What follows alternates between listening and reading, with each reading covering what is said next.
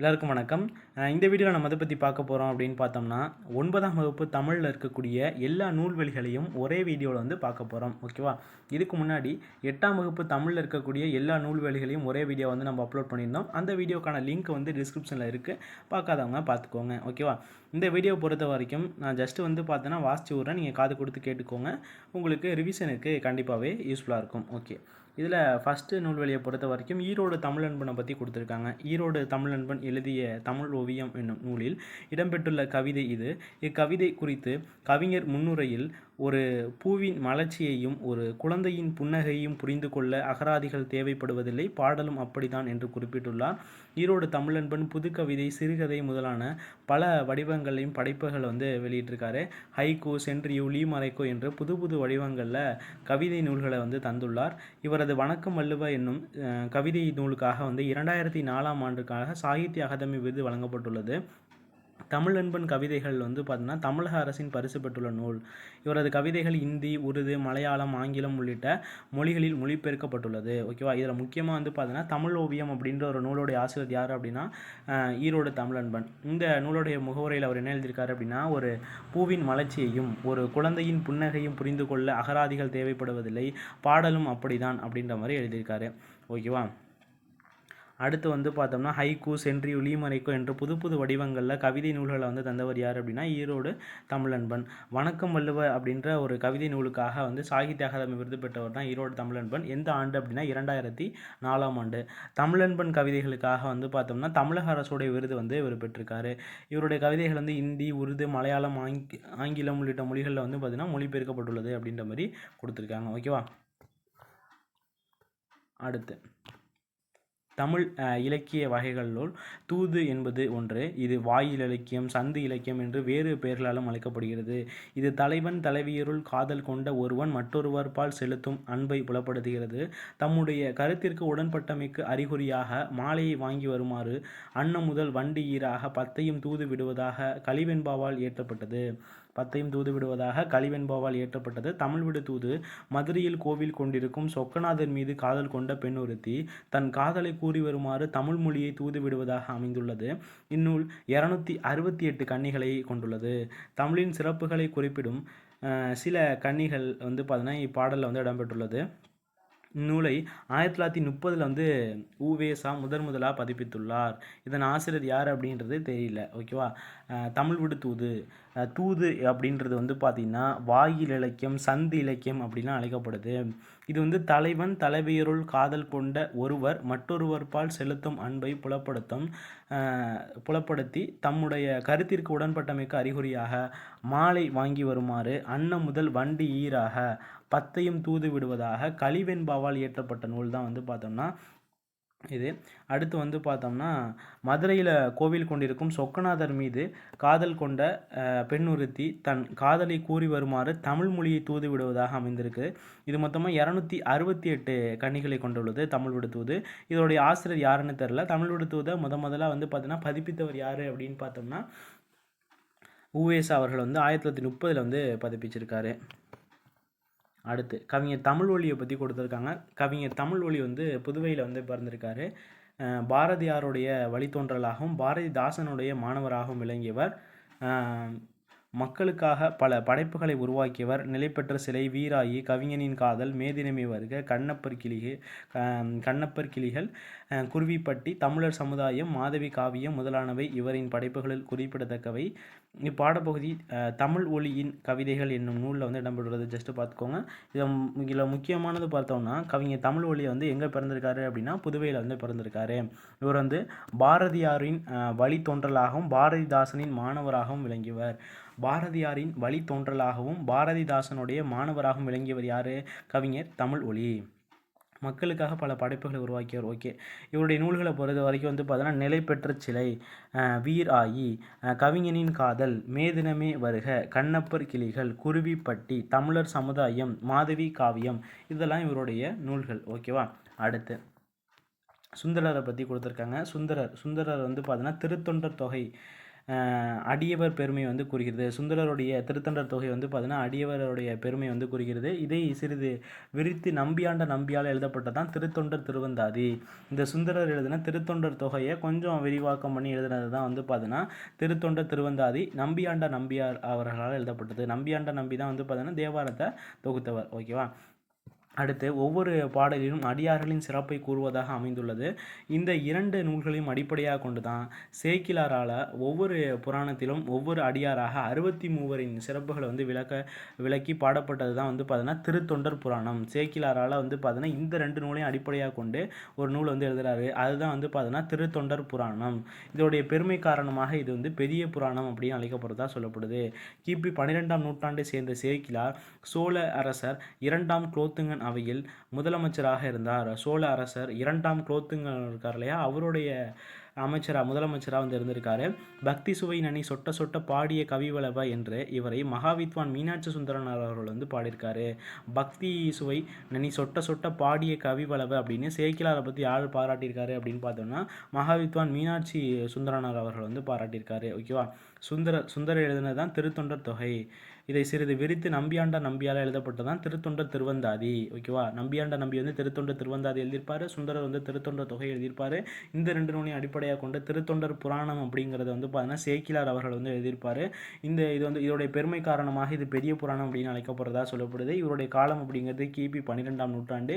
இவர் சோழ அரசர் 2ஆம் குலோத்துங்கனுடைய அவையில் வந்து பார்த்தீங்கன்னா முதலமைச்சராக வந்து இருந்திருப்பார். பக்தி சுவை நனி சொட்ட சொட்ட பாடிய கவிவளவ அப்படின்னு மகாவித்வான் மீனாட்சி சுந்தரனார் அவர்கள் வந்து சேக்கிழார் அவர்களை வந்து பாராட்டியிருக்காரு. ஓகேவா.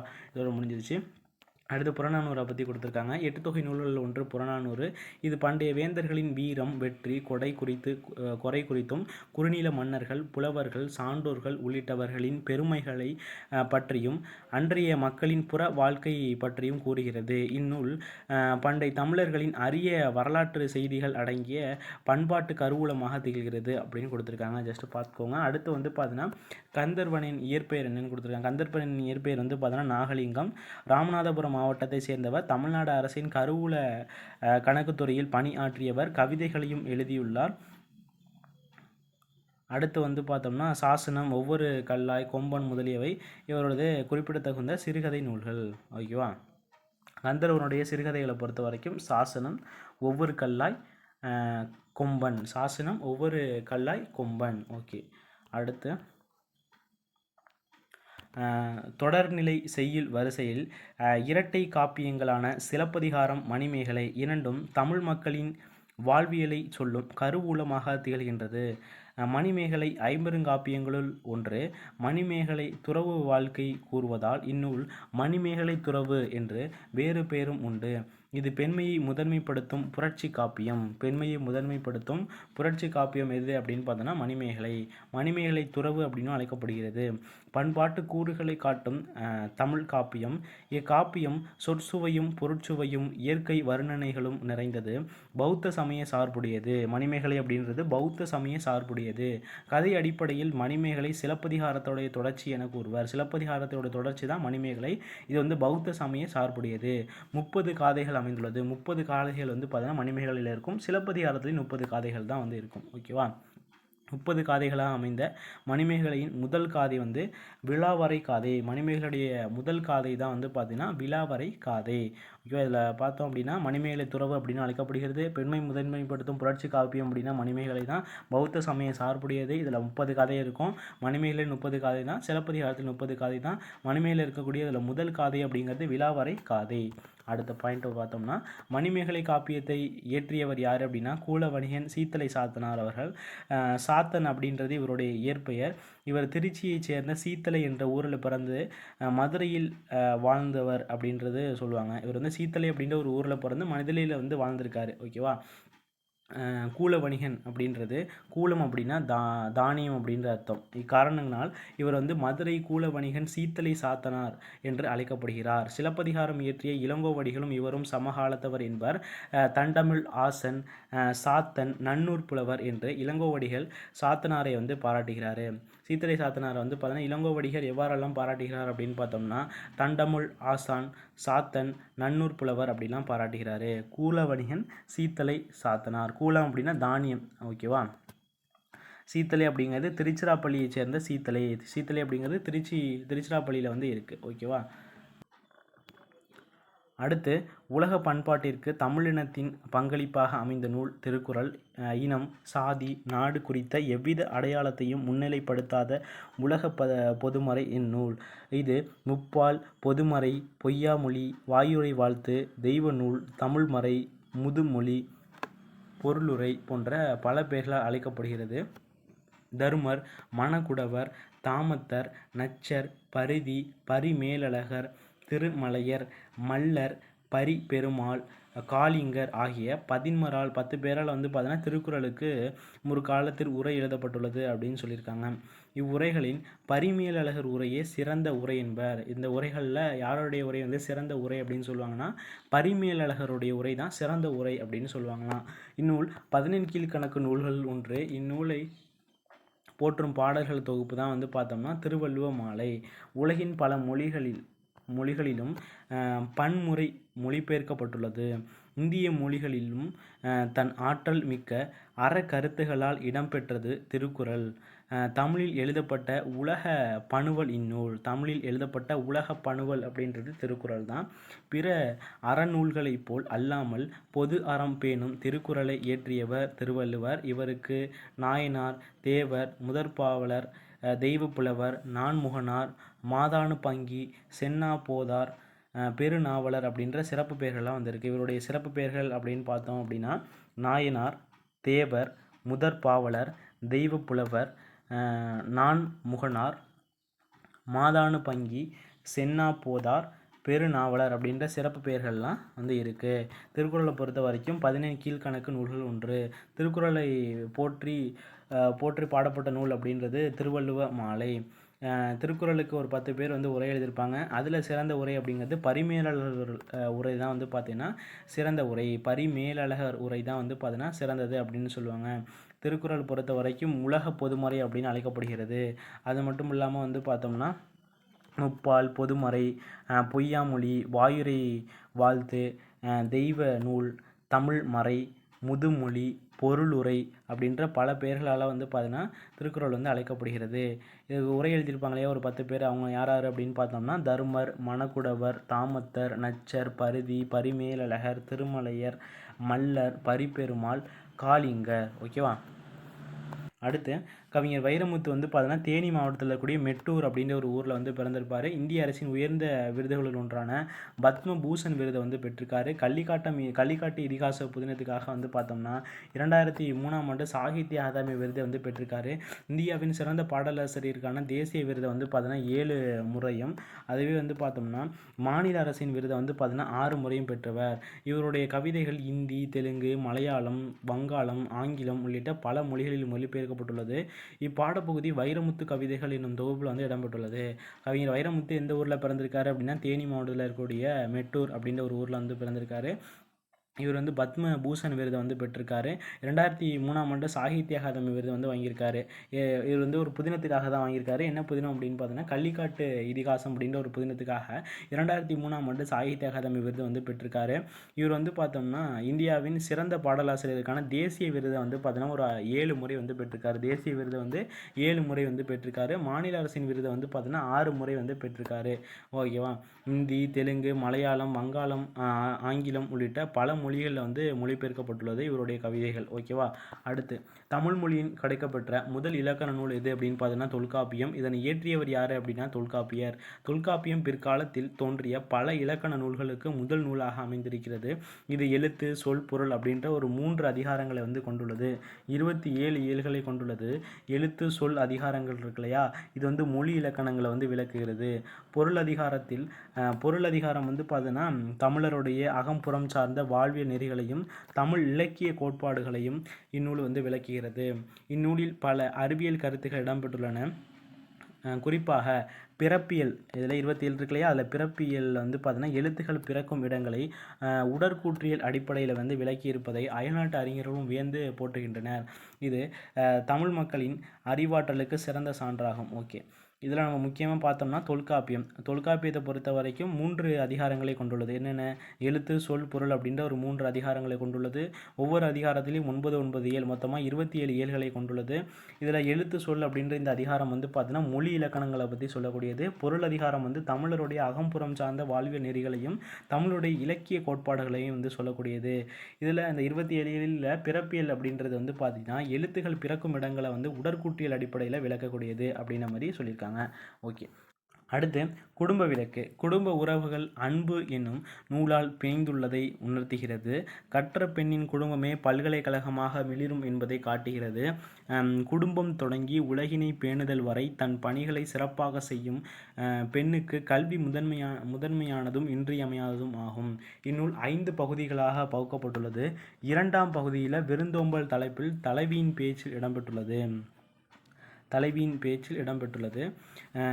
பாரதிதாசனோட இயற்பெயர் என்னன்னா கனக சுப்புரத்தினம். இவர் பாரதியின் கவிதை மீது கொண்ட ஈர்ப்பின் காரணமாக பாரதிதாசன் அப்படின்ற தன்னுடைய பேர் வந்து மாற்றியிருக்காரு. பாண்டியன் பரிசு, அழகின் சிரிப்பு, இருண்ட வீடு, குடும்ப விளக்கு, தமிழ் இயக்கம் உள்ளிட்டது இவருடைய படைப்புகள். இவர் இயற்றிய கவிதைகள் அனைத்தும் பாவேந்தர் பாரதிதாசன் கவிதைகள் என்னும் பெயரில் வந்து துவக்கப்பட்டுள்ளது. இவருடைய பிசிராந்தையார் அப்படின்ற ஒரு நாடக நூலுக்காக வந்து பார்த்தீங்கன்னா இவருக்கு சாகித்ய அகாதமி விருது வந்து கொடுத்துருப்பாங்க. ஓகேவா. இந்த குடும்ப விளக்கு இருக்கு இல்லையா, இது வந்து பார்த்தீங்கன்னா 5 பகுதிகளாக பகுக்கப்பட்டுள்ளதுன்னு சொல்லியிருக்காங்க. 2ஆம் பகுதியில் விருந்தோம்பல் தலைப்பில் தலைவியின் பேச்சில் வந்து இடம்பெற்றிருக்கும். பாரதிதாசனோட இயற்பெயர் வந்து பார்த்தோம்னா கனக சுப்புரத்தினம். பாரதிதாசனோட இயற்பெயர் என்ன? கனக சுப்புரத்தினம். இவர் எழுதின நூல்கள் பொறுத்த வரைக்கும் பாண்டியன் பரிசு, அழகின் சிரிப்பு, இருண்ட வீடு, குடும்ப விளக்கு, தமிழ் இயக்கம். இவருடைய நூல்கள் அனைத்துமே வந்து பார்த்தீங்கன்னா பாவேந்தர் பாரதிதாசன் கவிதைகள் அப்படின்ற ஒரு பெயரில் வந்து துவக்கப்பட்டிருக்கு. பாவேந்தர் பாரதிதாசன் அவர்கள் வந்து சாகித்ய அகாதமி விருது வந்து வாங்கியிருப்பார் ஒரு நாடக நூலுக்காண்டி. என்ன நாடக நூல் அப்படின்னா பிசிராந்தையார் அப்படின்ற ஒரு நாடக நூலுக்காக சாகித்ய அகாதமி வந்து பார்த்தீங்கன்னா பாரதிதாசன் வந்து வாங்கியிருப்பார். ஓகேவா. அடுத்து தமிழில் சங்க இலக்கியங்களை தொடர்ந்து நீதி நூல்கள் தோன்றின. இவை 15 கீழ்கணக்கு என துவக்கப்பட்டுள்ளது. அவற்றுள் ஒன்று தான் வந்து பார்த்தீங்கன்னா சிறுபஞ்சமூலம் 5 சிறிய வேர்கள் அப்படின்றது இதோடைய பொருள். சிறுபஞ்சமூலம் அப்படின்னா 5 சிறிய வேர்கள் அப்படின்றது இதோடைய பொருள். அது என்னென்ன அப்படின்னு பார்த்தோம்னா கண்டங்கத்திரி, சிறுவழுதுணை, சிறுமல்லி, பெருமல்லி, நெருஞ்சி ஆகியனவாகும். இவ்வேர்களால் ஆன மருந்து உடலில் நோய் போக்குகிறது. அதுபோல சிறுபஞ்சம் மூலம் பாடலில் உள்ள 5 கருத்துக்கள் வந்து பார்த்தோம்னா மக்களுடைய அறியாமை வந்து போக்கி நல்வழிப்படுத்துவனாய் அமைந்துள்ளது. இப்பாடல் நன்மை தருவன, தீமை தருவன, நகைப்புக்கு உரியன என்ற வகையில் வாழ்வியல் உண்மைகளை எடுத்து காட்டுகிறது. சிறுபஞ்ச மூலத்துடைய ஆசிரியர் யார் அப்படின்னு பார்த்தோம்னா காரியாசன். மதுரை தமிழ் ஆசிரியர் மாக்காயனாரின் மாணக்கர். மதுரை தமிழாசிரியர் மாக்காயனாருடைய மாணக்கர். காரி அப்படின்றது இவருடைய இயற்பெயர். ஓகேவா. ஆசான் என்பது தொழிலின் அடிப்படையில் அமைஞ்சிருக்கிறது. மாக்காரி ஆசன் என்று பாயிர செய்யுள் இவரை வந்து சிறப்பிக்கிறது. பாயிர செய்யுள் எவ்வாறு இவரை சிறப்பிக்கிறது அப்படின்னு பார்த்தோன்னா மாக்காரி ஆசன் அப்படின்னு பாயிர செய்யுள் வந்து இவரை சிறப்பிக்குது. ஓகே. சிறுபஞ்சம் மூலம் 5 சிறிய வேர்கள் அப்படின்றதுடைய பொருள். அது என்னென்ன அப்படின்னு பார்த்தோன்னா கண்டங்கத்திரி, சிறுவழுதுணை, சிறுமல்லி, பெருமல்லி, நெருஞ்சி. இந்த வேர்களான மருந்துகள் உடலுடைய நோயை வந்து போக்குது. அதுபோல் சிறுபஞ்ச மூலத்தில் இருக்கக்கூடிய 5 கருத்துக்கள் வந்து மக்களுடைய அறியாமை வந்து போக்குது அப்படின்ற மாதிரி சொல்லியிருக்காங்க. சிறுபஞ்ச மூலத்துடைய ஆசிரியர் யார் அப்படின்னு பார்த்தோம்னா காரியாசன். சிறுபஞ்ச மூலத்துடைய ஆசிரியர் யார்? காரியாசன். மதுரை தமிழாசிரியர் மாக்காயனாருடைய மாணவர் தான் வந்து பார்த்தோம்னா காரியாசன். காரி அப்படின்றது தான் அவருடைய இயற்பெயர். ஆசான் அப்படின்றது இவருடைய தொழிலுடைய அடிப்படையில் அமைஞ்சிருக்கு அப்படின்னு சொல்லியிருக்காங்க. மாக்காரி ஆசன் அப்படின்னு பாயிர செய்யுள் வந்து இவரை சிறப்பிக்குது.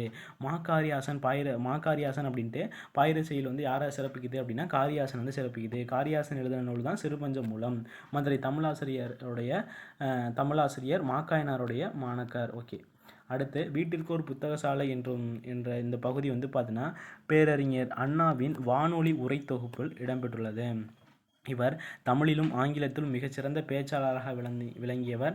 எழுத்தாளரான அண்ணாவை வந்து பார்த்தீங்கன்னா தென்னகத்து பெர்னாட் ஷா அப்படின்னு சொல்லுவாங்க. அண்ணா வந்து தென்னகத்து பெர்னாட் ஷா என்று அழைத்தனர். சிவாஜி கண்ட இந்து சாம்ராஜ்யம் முதல் இன்ப ஒளி வரை பல படைப்புகளை தந்தவர். இவரது பல படைப்புகள் திரைப்படங்கள் ஆயின. தம்முடைய திராவிட சீர்திருத்த கருத்துக்களை நாடகங்கள், திரைப்படங்கள் மூலமாக முதல்ல பரப்பியவர் யார் அப்படின்னா அண்ணா தான். 1935 வந்து பார்த்தீங்கன்னா சென்னை பெத்தநாயக்கன்பேட்டை கோவிந்தப்ப நாயக்கன் பள்ளியில் ஆங்கில ஆசிரியராக ஓராண்டு பணி ஆற்றினார். ஹோம் ரூல், ஹோம் லேண்ட், நம் நாடு, திராவிட நாடு, மாலைமணி, காஞ்சி போன்ற இதழ்களில் வந்து ஆசிரியராக வந்து இருந்திருப்பார். குடியரசு விடுதலை ஆகிய இதழில் துணை ஆசிரியராக வந்து இருந்திருப்பார். முதலமைச்சராக பொறுப்பேற்றதும் இருமொழி சட்டத்தை வந்து உருவாக்கியிருப்பார். சென்னை மாகாணத்தை தமிழ்நாடு அப்படின்ட்டு மாற்றி தமிழக வரலாற்றில் நீங்கா இடம்பெற்றிருப்பார். ஓகேவா. வீட்டிற்கு ஒரு புத்தக சாலை அப்படின்றது பேரறிஞர் அண்ணாவுடைய வானொலி உரை தொகுப்பு. அண்ணா வந்து தென்னகத்து பெர்னாட்ஸா அப்படின்னு அழைப்பாங்க. சிவாஜி கண்ட இந்து சாம்ராஜ்யத்திலேருந்து இன்ப ஒளி வரை வந்து பார்த்தீங்கன்னா பல படைப்புகளை தந்தவர் யார்? அண்ணா. திராவிட சீர்திருத்த கருத்துக்களை நாடகங்கள், திரைப்படங்கள் மூலமாக முதலாக பரப்பியவர் யாருன்னா அறிஞர் அண்ணா.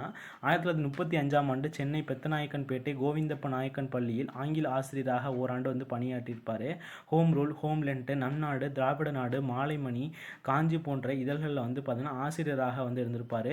குடியரசு விடுதலை இந்த இதழ்களெல்லாம் வந்து பார்த்தீங்கன்னா துணை ஆசிரியராக இருந்திருப்பார். இவர் வந்து முதலமைச்சர் ஆனதுமே வந்து பார்த்தீங்கன்னா இருமொழி சட்டத்தை வந்து உருவாக்கியிருப்பார். சென்னை மாகாணத்தை வந்து தமிழ்நாடு அப்படின்னு மாற்றிருப்பார். ஓகேவா.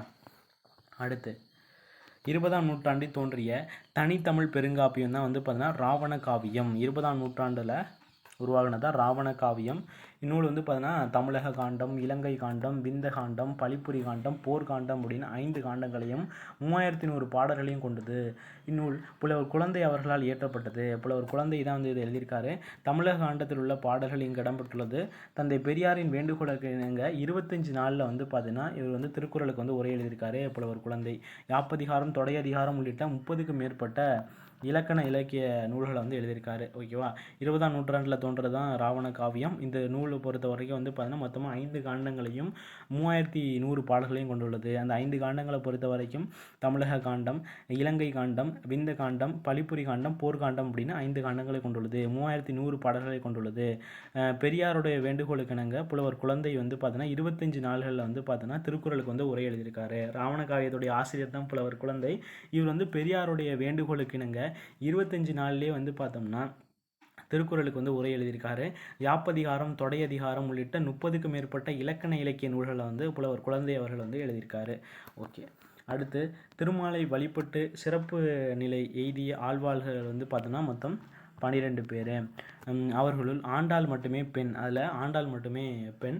இறைவனுக்கு பாமாலை சூட்டியதோடு தான் அணிந்து மகிழ்ந்த பூமாலை சூட்டியதால் சூடி கொடுத்த சுடற்கொடி என அழைக்கப்பெற்றார். இவரை வந்து பெரியாழ்வாருடைய வளர்ப்பு மகள் அப்படின்னு சொல்லுவாங்க. ஆழ்வார்கள் பாடிய பாடலோட தொகுப்பு வந்து 4000 திவ்ய பிரபந்தம். இத்தொகுப்பில் ஆண்டாள் பாடியதாக வந்து பார்த்தீங்கன்னா திருப்பாவை, நாச்சியார் திருமொழி அப்படின்ட்டு 2 தொகுதிகள் வந்து இருக்குது.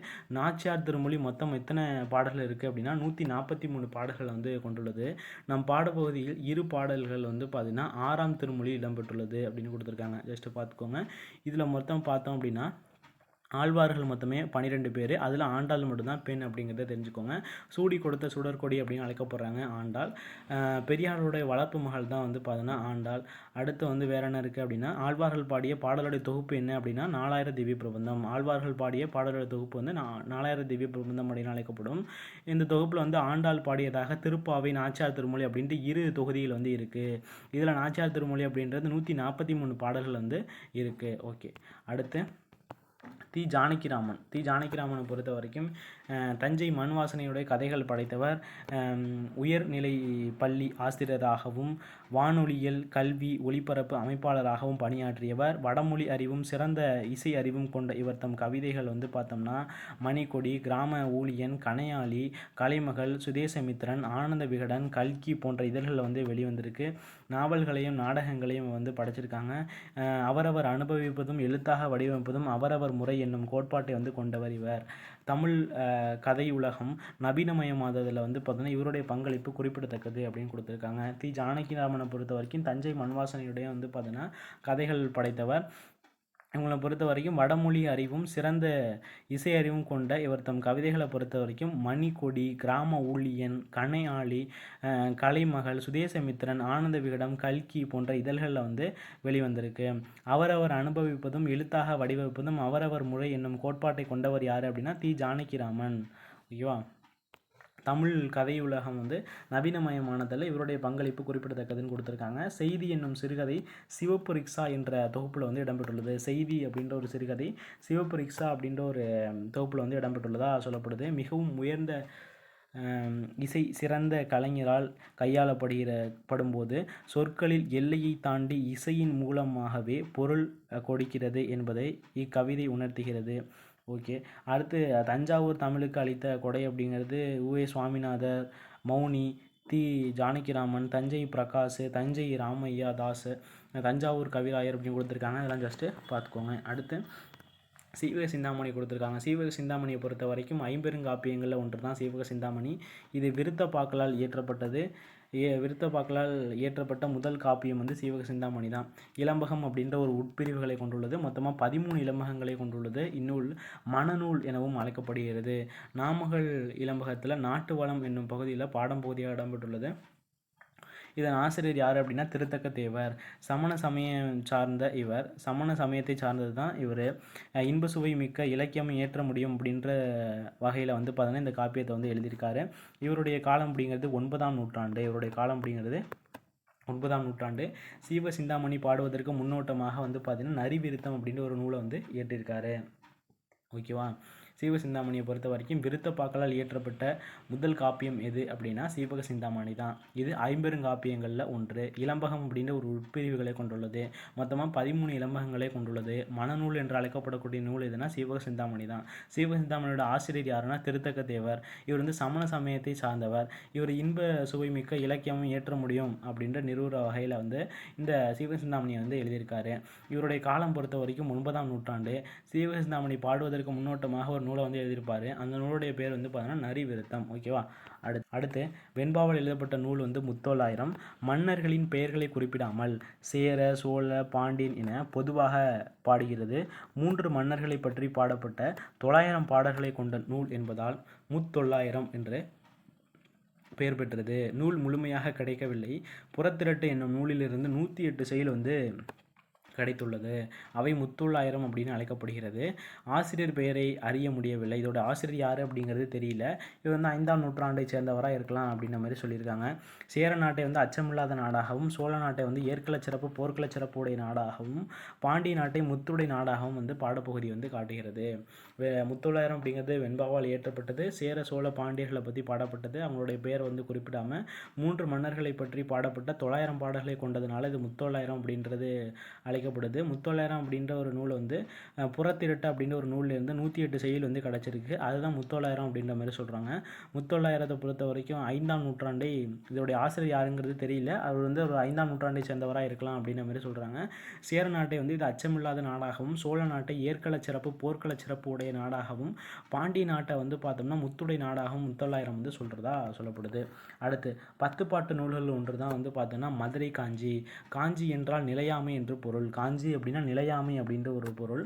மதுரையின் சிறப்புகளை பாடுவதாலும் நிலையாமை பற்றி கூறுவதாலும் மதுரை காஞ்சி என்று அழைக்கப்படுகிறது. இந்நூல் வந்து பார்த்தோன்னா 782 அடிகளை கொண்டுள்ளது. அதில் வந்து பார்த்தோன்னா 354 அடிகள் வந்து பார்த்தோன்னா மதுரையை பற்றி மட்டுமே சிறப்பித்து கூறுகிறது. இதனை பெருகுவள மதுரை காஞ்சி என்பர். இதன் பாட்டுடை தலைவன் தலையாலங்கானத்து செருவென்ற பாண்டி நெடுஞ்செழியன். மதுரை காஞ்சியை பாடியவர் யார் அப்படின்னு பார்த்தீங்கன்னா மாங்குடி மருதனார். திருநெல்வேலி மாவட்டத்தில் இருக்கக்கூடிய மாங்குடி என்னும் ஊரில் பிறந்தவர். 8 தொகையில் வந்து பார்த்தீங்கன்னா 13 பாடல்களை வந்து பாடியிருக்கவர் தான் மாங்குடி மருதனார் அவர்கள். ஓகேவா. 10 பாட்டு நூல்களில் ஒன்று தான் மதுரை காஞ்சி. காஞ்சினா நிலையாமை அப்படின்னு ஒரு பொருள். இதில் வந்து பார்த்தீங்கன்னா மொத்தம் எத்தனை அடிகள் கொண்டுள்ளது? மதுரை காஞ்சி பொறுத்த வரைக்கும் 782 அடிகளை கொண்டுள்ளது. இதில் 354 அடிகள் மதுரை பற்றி மட்டுமே சொல்லுது. பெருகுவள மதுரை காஞ்சி என்பார். இதை வந்து பார்த்தீங்கன்னா பெருகுவள மதுரை காஞ்சி அப்படின்னு சொல்லுவாங்க. மதுரை காஞ்சியுடைய பாட்டுடை தலைவனை பொறுத்த வரைக்கும் தலையாலங்கானத்து செருவென்ற பாண்டி நெடுஞ்செழியன் அப்படின்னு சொல்லுவாங்க. மாங்குடி மருதனார். மதுரை காஞ்சியை பாடியவர் யார்? மாங்குடி மருதனார். இவர் திருநெல்வேலி மாவட்டத்தில் இருக்கக்கூடிய மாங்குடி அப்படின்ற ஒரு ஊரில் வந்து பிறந்ததுனால மாங்குடி மருதனார் அப்படின்னு அழைக்கப்படுறாரு. இவர் பொறுத்த வரைக்கும் 8 தொகை நூல் இருக்கு இல்லையா, அதில் 13 பாடல் கூட பாடியிருக்காரு அப்படின்ற மாதிரி சொல்லப்படுது. அடுத்து புதிய படைப்பு சூழலில் மரபு கவிதையின் யாப்பு பிடியிலிருந்து விடுபட்ட கவிதைகள் புது கவிதை எனப்பட்டன. பாரதியின் வசன கவிதையை தொடர்ந்து புது கவிதையை படைக்கும் முயற்சியில் வந்து ந. பிச்சமூர்த்தி வந்து ஈடுபட்டார். அடுத்து புது கவிதையின் தந்தை என்று போற்றப்படுகிறார். இலகு கவிதை, கட்டற்ற கவிதை, விலங்குகள் இலா கவிதை, கட்டுக்குள் அடங்கா கவிதை என பல்வேறு பெயர்களில் வந்து குறிப்பிடப்படுகிறார். பிச்சமூர்த்தி தொடக்க காலத்தில் வழக்குரைஞராகவும் பின்னர் இந்து சமய அறநிலை பாதுகாப்புத்துறை அலுவலராகவும் பணியாற்றினார். ஹனுமான், நவ இந்தியா ஆகிய இதழ்களில் வந்து துணை ஆசிரியராக வந்து இருந்திருக்காரு. புதுக்கவிதை, சிறுகதை, ஓரங்கு நாடகங்கள், கட்டுரை ஆகிய இலக்கிய வகைமைகளை படைத்தவர். இவரின் முதல் சிறுகதை அப்படின்றது சயின்ஸுக்கு பழி என்பதாகும். 1932 கலைமகள் இதழ் வழங்கிய பரிசை வந்து பெற்றிருக்காங்க. பிசு, ரேவதி ஆகிய புனைப்பெயர்களை வந்து படைப்புகளை வந்து எழுதியிருக்காரு. ஓகேவா. அடுத்து லாவோட்ஸு சீனாவில் வந்து பார்த்தீங்கன்னா பொது ஆண்டுக்கு முன் 2ஆம் நூற்றாண்டுக்கு முன் வாழ்ந்தவர். சீன மெய்யியலாளர் கான்பூசியஸ் இவருடைய சமகாலத்தவர். லாவோட்ஸு வந்து பார்த்தீங்கன்னா சீனாவில் வந்து பார்த்தீங்கன்னா வாழ்ந்தவர். கான்பூசியஸ் இவருடைய சமகாலத்தவர். அக்காலம் சீன சிந்தனைக்கு பொற்காலம் அப்படிங்கிறது திகழ்ந்தது. லாவோட்ஸ் வந்து பார்த்தீங்கன்னா தாவோயியம் அப்படின்ற ஒரு சிந்தனை பிரிவு வந்து சார்ந்தவர்.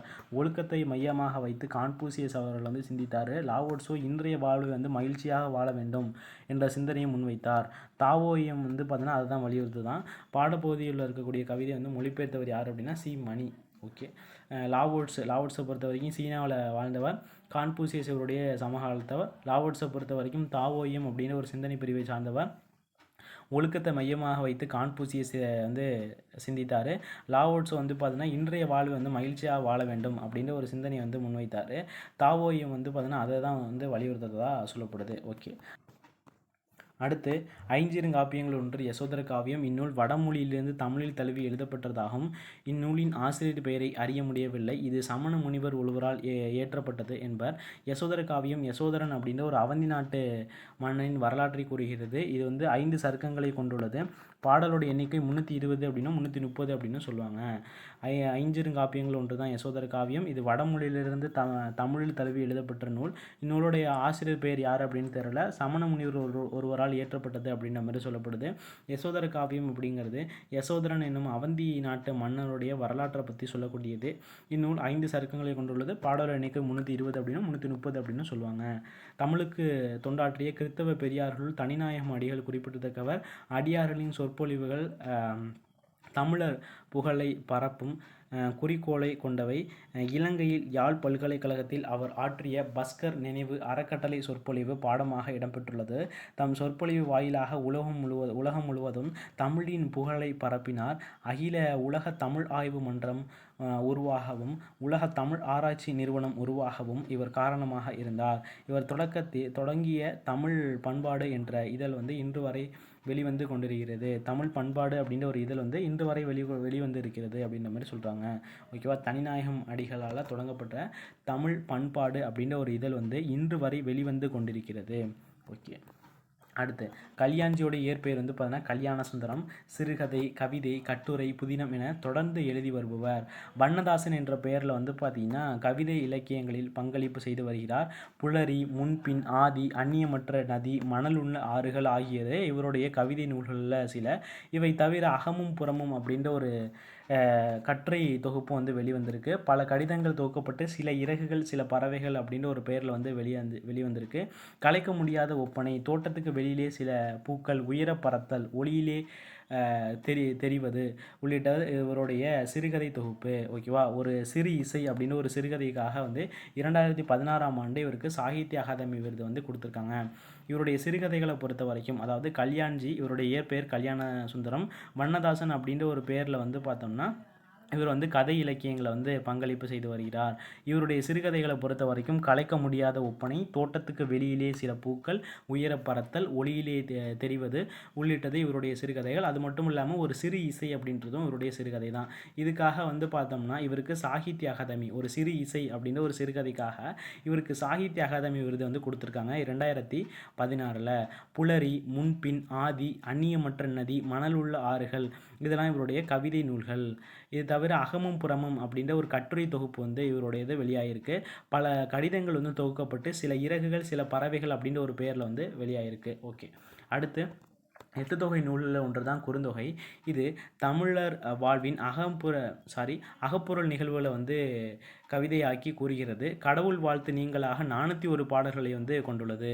இதன் பாடல்கள் 4 அடி சிற்றலையும் 8 அடி பேரலையும் கொண்டுள்ளது. ஓகேவா. 1915ஆம் ஆண்டு வந்து பார்த்தீங்கன்னா சௌரி பெருமாள் அரங்கநாதன் வந்து பார்த்தீங்கன்னா முதலாக அதை வந்து பதிப்பிச்சிருக்காரு. நமக்கு பாடமாக வந்துள்ள 37வது பாடல் ஆகும். ஓகே. இப்பாடலின் ஆசிரியர் வந்து பாலை பாடிய பெருங்கடுங்கோ. இவர் சேர மரபைச் சேர்ந்தவர். கலித்தொகையில் வந்து பார்த்தீங்கன்னா பாலைத்தனையை பாடியதுனால இவர் பாலை பாடிய பெருங்கடுங்கோ அப்படின்னு அழைக்கப்படுறாரு. 8 தொகை நூல் ஒன்று தான் குறுந்தொகை. தமிழர் வாழ்வில் அகப்பொருள் நிகழ்வுகளை வந்து கவிதையாக கூறக்கூடியதான் குறுந்தொகை. இது கவிதை கடவுள் வாழ்த்து நீங்களாக 401 பாடல்களை வந்து கொண்டுள்ளது. 4 அடி சிற்றலையும் 8 அடி பேரலையும் கொண்டுள்ளது. 1915ஆம் ஆண்டு சௌரி பெருமான் அரங்கநாதனை வந்து பார்த்தோம்னா இந்த நூலை வந்து பதிப்பிச்சிருக்காரு. நமக்கு பாடமாக வந்துள்ளது 37வது பாடல் அப்படின்னு கொடுத்துருக்கேன். ஜஸ்ட் பார்த்துக்கோங்க. அடுத்து இதோடைய ஆசிரியர், இந்த பாடத்தில் இருக்கக்கூடிய ஆசிரியர் அப்படின்றது பாலைப்பாடிய பெருங்கடுங்கோ. பாலைப்பாடிய பெருங்கடுங்கோ பொறுத்த வரைக்கும் சேர மரபை சேர்ந்தவர். ஓகேவா. பாலைப்பாடிய பெருங்கடுங்கோ சேர மரபை சேர்ந்தவர். கலித்தொகையில் பாலைத்தனியை பாடியதுனால இவர் வந்து பாலைப்பாடிய பெருங்கடுங்கோ அப்படின்னு அழைக்கப்படுறதா சொல்லப்படுது. அடுத்து வந்து பார்த்தோன்னா சமுத்திரம் திருநெல்வேலி மாவட்டம் திருப்பனம்பட்டியைச் சேர்ந்தவர். தமது பெயரைப் போலவே ஆழமும் விரிவும் வளமும் கொண்டவர். 300க்கும் மேற்பட்ட சிறுகதைகளை வந்து எழுதியிருக்காரு. வாடாமல்லி, பாலைப்புறா, மண் சுமை, தலைப்பாகை, காகித உறவு போன்றவை இவருடைய புகழ்பெற்ற சிறுகதை தொகுப்பு. வேரில் பழுத்த பலா அப்படின்னு ஒரு புதினத்துக்காக சாகித்ய அகாதமி விருது வந்து பெற்றிருக்காரு. குற்றம் பார்க்கல் சிறுகதை தொகுதி வந்து தமிழக அரசின் பரிசு பெற்றிருக்காரு. குற்றம் பார்க்கல் சிறுகதை தொகுதிக்கு வந்து தமிழக அரசுடைய பரிசு வந்து பெற்றிருக்காரு. வேரில் பழுத்த பலா அப்படின்ற ஒரு புதினத்துக்காக சாகித்ய அகாதமி விருது பெற்றிருக்காரு சமுத்திரம். இவர் திருநெல்வேலி மாவட்டம் திருப்பனம்பட்டியை வந்து சேர்ந்தவர். தமது பெயரைப் போலவே ஆழமும் விரிவும் வளமும் கொண்டவர். 300க்கும் மேற்பட்ட சிறுகதை தொகுதிகள் வந்து எழுதியிருக்காரு. வாடாமல்லி, பாலைப்புறா, மண் சுமை, தலைப்பாகை, காகித உறவு இதெல்லாம் இவருடைய புகழ்பெற்ற சிறுகதை தொகுதிகள். ஓகேவா. ஓகே. இதோட வந்து பார்த்தீங்கன்னா 9th இருக்கக்கூடிய எல்லா நூல்வெளிகளையும் கம்ப்ளீட் பண்ணிட்டோம். இது போல் அடுத்து 10th இருக்கக்கூடிய நூல்வெளிகள், அடுத்து 6th 7th நம்ம இன்னும் அப்லோட் பண்ணல. அதுக்கான நூல்வெளிகளை நீங்கள் தெரிஞ்சுக்கணும் அப்படின்னு நினச்சிங்கன்னா மறக்காமல் நம்ம சேனலை வந்து சப்ஸ்கிரைப் பண்ணி வச்சுக்கோங்க. உங்களுக்கு கண்டிப்பாகவே யூஸ்ஃபுல்லாக இருக்கும். ஓகேவா.